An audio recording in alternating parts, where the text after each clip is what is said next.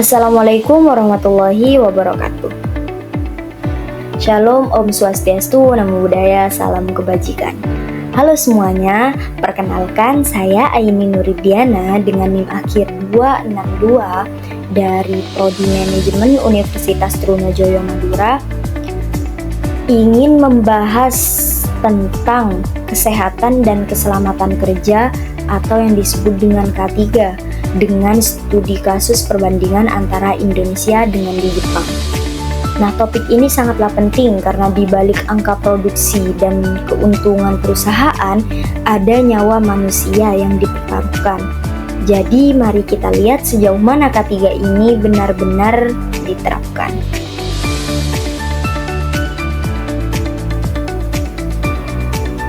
Yang pertama adalah latar belakang dan permasalahan. Fakta mengkhawatirkan sepanjang tahun 2024, Indonesia ini mencatat 462.241 kasus kecelakaan kerja. Angka ini terus melonjak signifikan dibanding tahun-tahun sebelumnya. Bahkan hingga Maret 2025 tercatat kenaikan kasus 9,4%. Industri pertambangan dan pengelolaan mineral, termasuk nikel, secara global dan nasional dikenal sebagai sektor beresiko tinggi dengan potensi kecelakaan yang serius. Selanjutnya adalah pokok permasalahan. Terdapat kesenjangan besar dalam penanganan dan respon K3 antara Indonesia dengan negara-negara maju, seperti contohnya di Jepang, yang tercermin dari dua studi kasus yang berbeda, yaitu tragedi berulang di PT GNI Morowali sebagai akumulasi korban jiwa akibat serangkaian insiden K3 periode 2022 hingga 2025 dengan 57 korban jiwa, dan juga insiden tunggal manhole di Jepang dengan 4 korban jiwa. Selanjutnya adalah konsep dasar dari K3. Apa sih K3 itu? Nah, K3 ini merupakan sistem terpadu untuk mencegah kecelakaan kerja, penyakit akibat kerja, serta melindungi tenaga kerja dan aset perusahaan sebagaimana telah diatur dalam Undang-Undang Nomor 1 Tahun 1970. Ada 3 pilar nih dalam K3, yang dimana 3 pilar ini sangatlah sederhana, akan tetapi jarang atau bahkan tidak diperhatikan oleh perusahaan maupun negara. Yang pertama adalah identifikasi bahaya, yakni proses awal mengenali potensi bahaya di lingkungan kerja, misalnya pemetaan risiko. Kemudian yang kedua adalah pengendalian risiko, yakni tindakan untuk meminimalkan bahaya melalui rekayasa teknis, prosedur administratif, serta penyediaan APD dan pelatihan. Kemudian yang terakhir atau yang ketiga adalah pemantauan dan evaluasi, yaitu aktivitas berkelanjutan seperti audit untuk memastikan efektivitas sistem. Yang selanjutnya adalah kerangka hukum. Nah, dalam konsep dasar K3 ini, K3 ini juga memiliki kerangka hukum, teman-teman. Dalam hukum Permenaker nomor 5 tahun 2018 yang berbunyi, lingkungan kerja adalah segala kegiatan untuk menjamin dan melindungi keselamatan dan kesehatan tenaga kerja melalui pengendalian faktor bahaya dan juga penerapan hygiene sanitasi di tempat kerja guna menciptakan lingkungan kerja yang aman, sehat, dan juga nyaman.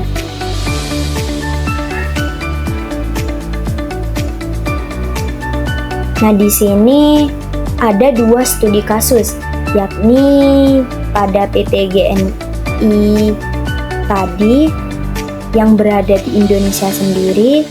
Nah, PT ini adalah perusahaan pengolahan nikel atau smelter besar milik investor Cina yang beroperasi di Morowali Utara atau di Sulawesi ya teman-teman, kalau kalian nggak tahu Morowali. Nah, perusahaan ini menjadi studi kasus utama dalam masalah K3 di Indonesia, dikarenakan tragedi ini berulang sepanjang 2022 hingga 2025. Perusahaan ini mengalami serangkaian insiden yang fatal, mulai dari ledakan tungku, kemudian kebakaran hebat, hingga kecelakaan alat berat. Masalah inti dari studi kasus perusahaan PT GNI ini, laporan investigasi menunjukkan adanya pengabaian standar dasar K3. Miris banget ya teman-teman kalau baca itu. Seperti minimnya APD bagi buruh, kemudian sistem deteksi dini, kebakaran yang tidak berfungsi, dan juga jam kerja yang sangat-sangat melelahkan.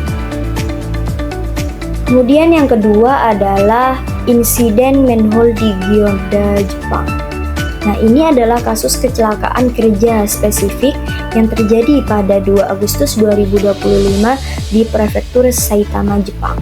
Kasus ini menjadi penting untuk dibandingkan dikarenakan penyebab teknisnya adalah 4 pekerja tewas di dalam lubang got atau manhole akibat menghirup gas hidrogen sulfida yang sangat beracun saat melakukan pemeriksaan rutin pipa limbah. Nah, respon dari negara, meskipun ini adalah kecelakaan tunggal atau bukan industri sebesar smelter tadi, pemerintah Jepang dan kepolisian tetap melakukan investasi kilat dalam kurun waktu 24 jam untuk menentukan apakah ada pelanggaran prosedur ruang terbatas.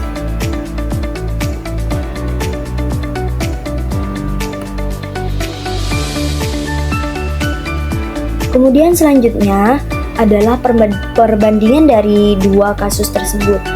Nah, perbandingan praktik K3 antara Indonesia dengan di Jepang menunjukkan adanya perbedaan dalam pendekatan, penerapan, dan respon terhadap kecelakaan kerja pada sektor industri pengolahan nikel di Indonesia, termasuk kasus PT GNI Morowali. Terdapat dinamika kecelakaan kerja dalam periode 2022 hingga 2025 yang menjadi bahan evaluasi lanjutan terhadap penguatan sistem K3, pelatihan keselamatan, dan juga mekanisme pengawasan. Sementara itu, insiden manhole di Gyoda, Jepang pada tahun 2025 ditindaklanjuti melalui investigasi cepat dan penyesuaian standar keselamatan, mencerminkan pendekatan K3 yang berorientasi pada pembelajaran dan pencegahan risiko ke depan. Jadi, meskipun kedua kasus ini memiliki perbedaan skala dan karakteristik industri, perbandingan ini difokuskan pada pendekatan sistem kesehatan dan keselamatan kerja serta respon terhadap kecelakaan kerja. Berdasarkan analisis tersebut, penguatan budaya keselamatan, peningkatan pelatihan, serta respon yang cepat dan berbasis pembelajaran menjadi faktor yang paling penting dalam mendorong penerapan K3 yang lebih efektif dan berkelanjutan.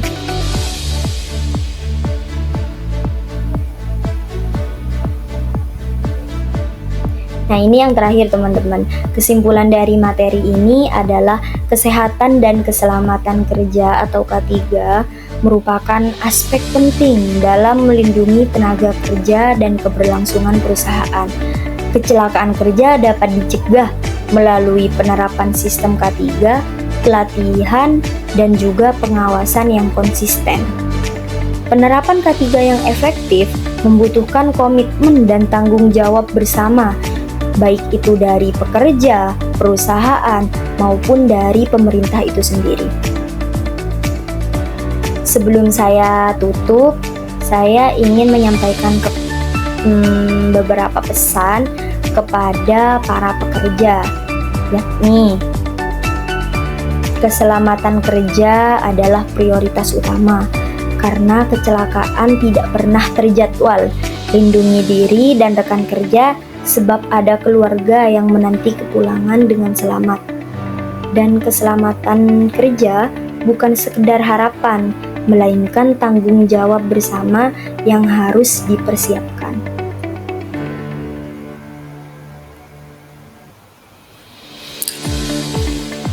Terima kasih Semoga materi ini dapat membuka kesadaran kita bahwa keselamatan kerja adalah investasi jangka panjang, bukan beban perusahaan. Dan juga terima kasih atas perhatian teman-teman semua. Wassalamualaikum warahmatullahi wabarakatuh. Shalom, Om Santi Santi, Namo Buddhaya, salam kebajikan, rahayu.